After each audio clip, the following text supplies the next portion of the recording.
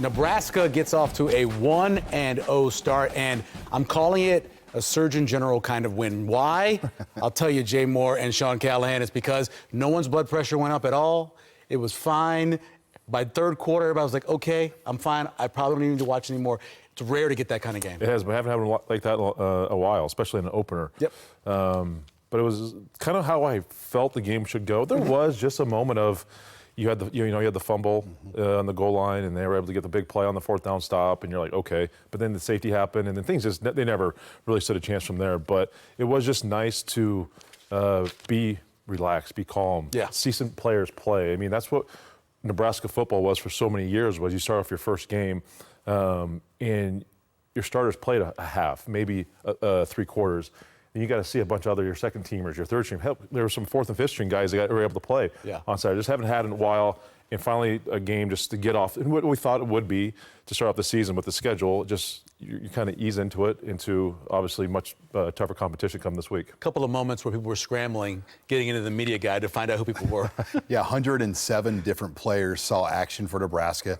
Pretty much everybody that was available, that was a part of training camp, that maybe they don't have more of an extravagant red shirt plan for, was able to get in that game, which, maybe Bethune-Cookman in 2018 was probably the last time you could argue. Good call. Because even last year, the game against Louisiana Tech was not like that, as we know, and it's hard. I mean, it's hard in college football. Wisconsin was pushed by Western Michigan. Yeah. A lot of these teams in the Big Ten really had stressful openers. For Nebraska to be able to pull their starters at the 5-minute mark of the third quarter, really unheard of for the last 10, 15 years of Nebraska football. So you played with some good quarterbacks, I know. But when you watch some of the throws that Raiola made, including the one to the right end zone that was just outside going towards the out of bounds where it had to be, the one where he gets hit and makes the throw to Nayor, I mean, you don't see that kind of thing from a true freshman. No, you don't. And that's the big, like I said, was able to go to a couple practices in the spring and this fall, and you saw those throws being made.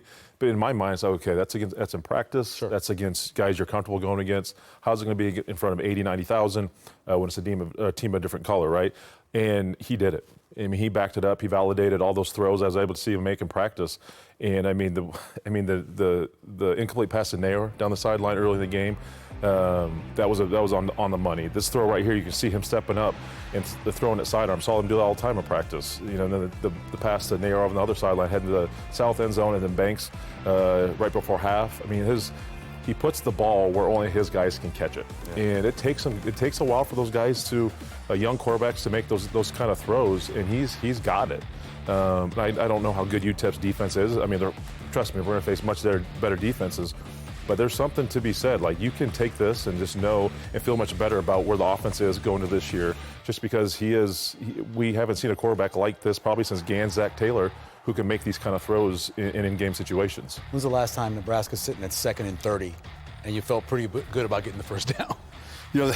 Adrian, when he was at his peak, could do some of those things, but that's a 1 out of 25 maybe situation at best, where you're like, okay. Usually you're kind of like, all right, let's play to get a respectable punt for field position. Yep. And in this situation, they can knock it all off in 2 plays. And by the way, those were the only 2 penalties the starting offense had all day. They just happened to come on back-to-back plays, a false start and an offensive pass interference pick route play. So that was something also that I think you could really highlight. Not only was Raiola impressive, but the execution of the offense. The line was not charged with a sack. I know they gave up one that was given to the other side of the ball, but then they were efficient on third down. 11 of 17 on third downs. That's how you run 80-plus plays in a football game, where you're not running a no-huddle offense. 2nd in the country in third down coming out of week 1.